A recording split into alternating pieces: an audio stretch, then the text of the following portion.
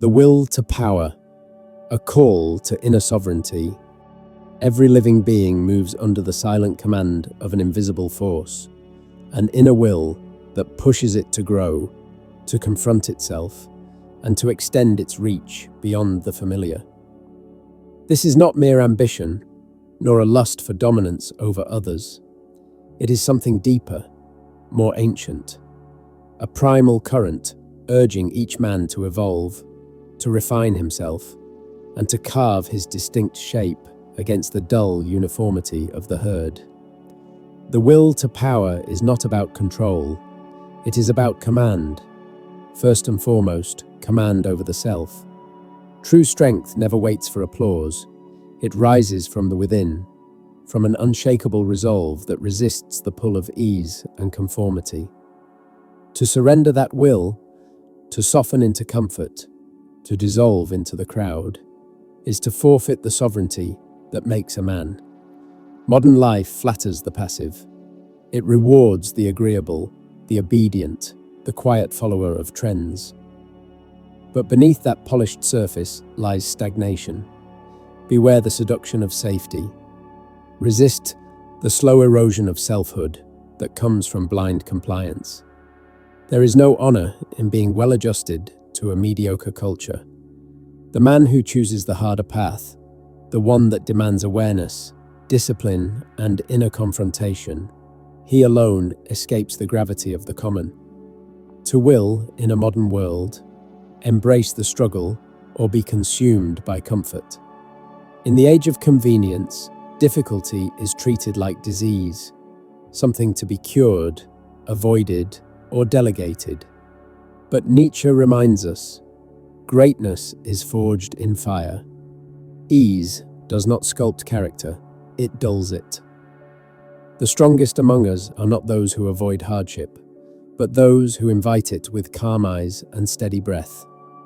They do not flee discomfort, they walk into it, knowing that challenge is the crucible in which the self is reforged. To grow, one must be tested. To lead, one must endure. There is no ascension without friction, no self-mastery without resistance. Let go of the hunger for ease. Reject the illusion of smooth roads. Choose the trials that demand you stretch, break, rebuild. See every obstacle not as an enemy, but as the proving ground for your strength.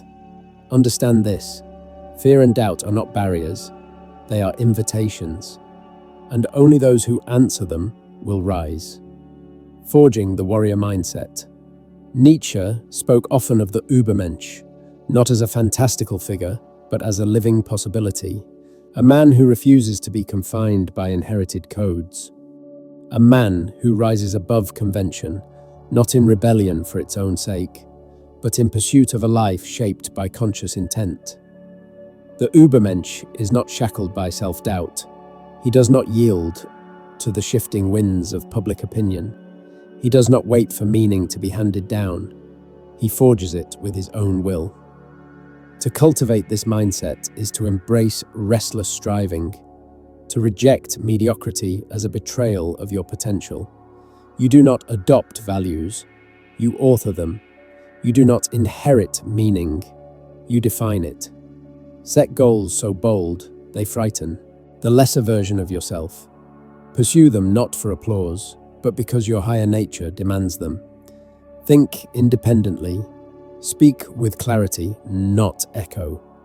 Surround yourself not with flatterers, but with minds that challenge you, men who sharpen your edge through friction. Be unafraid to stand apart, even when solitude is the cost of distinction. The herd does not shape greatness, it fears it. Break free from the herd instinct. Nietzsche reserved his sharpest disdain for the unexamined follower, the man who drifts with the current, avoids questions, and calls it peace. This is not humility, it is abdication. When you trade your strength for comfort, your conscience for compliance, you become invisible, harmless, forgettable. To follow blindly is to live untested, and an untested life is not a life, it is an imitation. Transmute suffering into strength. Nietzsche did not preach resilience from theory. He lived it through anguish. Yet from the crucible of pain, he forged clarity. His famous words still resound. That which does not kill me makes me stronger. This is not a slogan. It is a principle of transformation. Pain, rightly understood, is not punishment. It is preparation. Ask not, why me? But rather, what in me must rise to meet this? Let adversity refine you. Let failure become feedback, not finality. Carry your wounds not as excuses, but as blueprints for your ascent. Self-overcoming, the endless ascent. For Nietzsche, life was not a goal, it was a gradient. A man's task is not to arrive, but to ascend. There is no final version of yourself, only deeper layers to uncover, higher forms to strive toward. The only true stagnation is satisfaction. Remain in motion, wage war against your own complacency. Identify the soft places where comfort has dulled your edge and cut them away. Adopt the posture of the ever-becoming. There is no summit. There is only the next step and the will to take it. Struggle as the forge of the self. Nietzsche declared with resolute clarity, "What does not kill me makes me stronger." Often quoted, rarely understood. This truth is not a comfort. It is a challenge, a warning, and a call. To Nietzsche, struggle is not a defect of life. It is its furnace. Growth is not born from ease, but from resistance. True strength is not granted. It is summoned through direct confrontation with adversity. To suffer well is to refine the soul. Pain is not to be pitied. It is to be wielded. Modern man, conditioned by comfort and seduced by convenience, has grown weak in the face of uncertainty.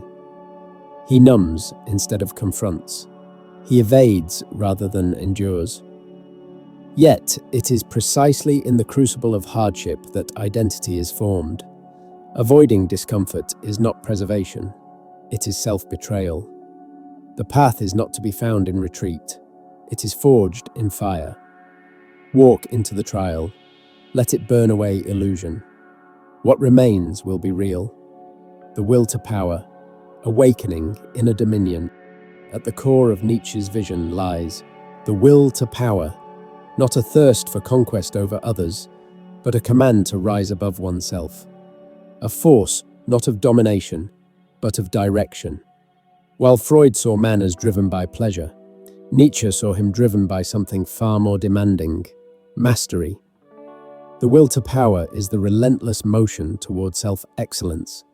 It is the refusal to be governed by accident or excuse. It is the choice to stand firm in the storm rather than wait for it to pass. The world does not bend itself to your favor. What bends is the man who refuses to confront it. This is not a call to violence.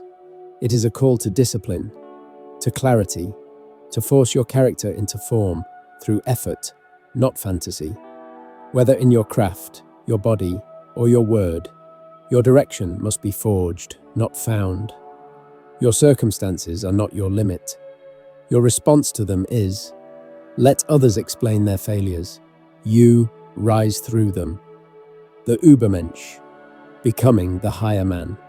Nietzsche's ideal was not a god. It was a man who had conquered his lower self. The Übermensch does not follow paths. He creates them. He does not seek permission. He does not apologize for aiming higher. He is not immune to pain, but he is never owned by it. The higher man does not measure himself by the norms of his age. He measures himself against what he might yet become. In a world that rewards conformity, he embodies contrast. In a culture that avoids hardship, he embraces the trial.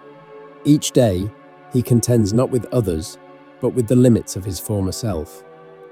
Whether in enterprise, intellect, or personal discipline, the one who refuses to settle, who builds meaning through adversity, is the one who approaches the Nietzschean ideal. Not by birthright, but by will. Do not wait for greatness to arrive. Build it, deliberately, daily, without rest. Refuse comfort, reject compromise, and become the man you were meant to forge. Rejecting the victim mindset, a return to responsibility. Nietzsche held no sympathy for the man who wallows endlessly in his pain. Suffering, he taught, is not a sentence, it is a summons. To adopt the identity of a permanent victim is to surrender the most essential aspect of manhood, agency. He who clings to the past, who wears his wounds as credentials, forfeits his ability to rise. You were not born to remain broken. You were born to confront the break and build something stronger in its place. In an age where blame is currency and victimhood is a shield, Nietzsche's words cut through the noise. You are responsible, not for all that happens, but for all that you become because of it. That is the axis upon which your life turns. The one who accepts this, who ceases to wait for the world to be fair, becomes dangerous, not to others, but to his own mediocrity. Do not seek pity, seek power, not over others, but over yourself. Living the will to power. Daily discipline in action. The will to power is not a slogan for idle reflection. It is a code of conduct, a daily crucible. If you are to live it, not speak it, you must embrace discomfort as the terrain of growth. You must reject the false gospel of ease.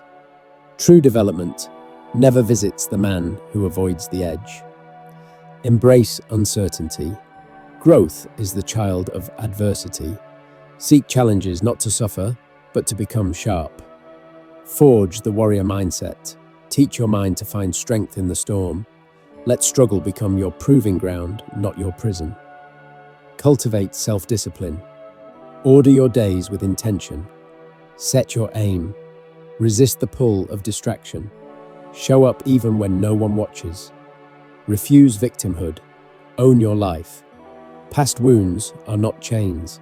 They are raw material. Transform them. Build with them. Create value on your own terms. Let your definition of success come from the mountain within you, not from the applause of the crowd.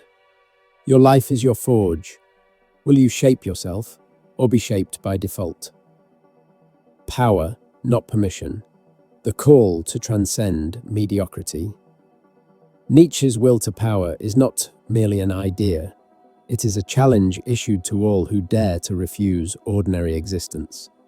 In a culture that prizes comfort and conformity, to stand apart is to become a beacon, an origin, not a copy. Those who walk this path are not motivated by rebellion. They are animated by purpose. They rise not to oppose the world, but to transcend themselves. The only question that remains is this: will you answer that call? Will you meet the mirror each day with the courage to go further, to demand more, to live without excuse? If the answer is yes, then begin, without noise, without need for validation. Begin with clarity, begin with fire, and do not stop. As Nietzsche commands, become who you are. Stand in the fire. Become the higher man. The teachings of Friedrich Nietzsche are not for the faint. They are a blueprint for the man willing to look his suffering in the eye and say, "You will not define me, you will refine me." His philosophy does not promise comfort. It promises transformation, not safety, but strength. In a world that will offer you every excuse to remain small, his voice remains clear. Rise, create, endure, overcome. Your pain is not your curse, it is your catalyst. Your limitations are not the end, they are the invitation. So as you step forward from this moment, remember, you are not a victim of your conditions. You are a warrior of your becoming. Hardship is not the enemy, it is the furnace from which greatness is drawn. And if you choose to face the fire, you will not be consumed. You will be revealed. You were not born to drift. You are not shaped for comfort, nor designed to kneel before the ease of modern life. Within you resides something unyielding, an ember that refuses extinction. Feed it, test it, sharpen it against the stone of difficulty. Do not waste yourself in imitation. Do not beg the world to make sense. Become the force that brings order to your chaos. Become the axis upon which your own world turns. There is no finish line, no final approval, only this question, echoing quietly in the chambers of your soul. Will you rise or will you retreat? Will you shape your destiny or be shaped by fear?